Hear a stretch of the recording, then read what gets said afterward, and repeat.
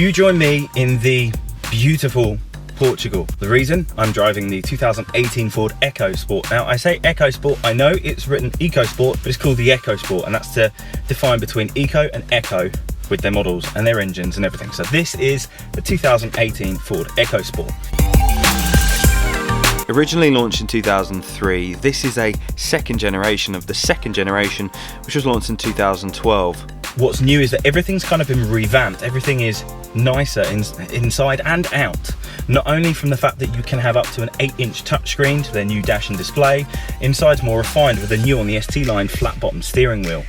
Outside, it's completely redesigned with a brand new grille, and on the ST line having a really nice looking alloys. Ruby red paint on this specific car looks amazing in all lights. And then they have a brand new 1.5 litre diesel engine, which is all new to them, and even though it's 1.5 and it has 125 PS, it doesn't really hang around too much. It's very good at getting you moving, and it's an engaging car to drive in any spec.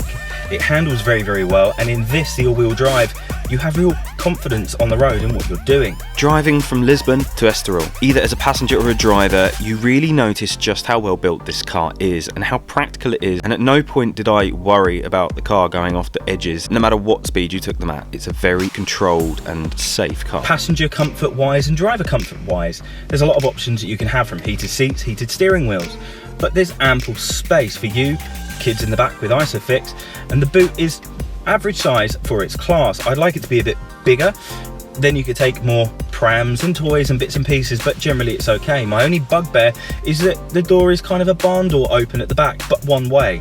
I find it a bit big for city use, but it's not to say it wouldn't work. It will work in the city. If you don't want to open it the whole way, you don't have to. Having a night to ponder it, I came to the agreement in my head that it really is a very well built car. I believe very strongly that this is going to be an extremely good seller for Ford in 2018. Ford have really redesigned what the EcoSport was, which to me was not an attractive car, which didn't drive alarmingly well, and generally I found wasn't substantially great. But what Ford have changed, they've changed everything. I'm not considering that they won't be making a good car. They make great cars now with the new Fiesta, and this is an addition to it. With Apple CarPlay as standard and giving you a really comfortable seating position, driver engagement's great. When you do get the 8-inch touchscreen, you then also have front and rear parking sensors, you then also have a reversing camera, and it means that when you're driving around the city, it's just generally a lot easier to use. Initially, I found the seating position a little bit awkward and I didn't adjust to it. But within about an hour of driving, I got used to how everything was.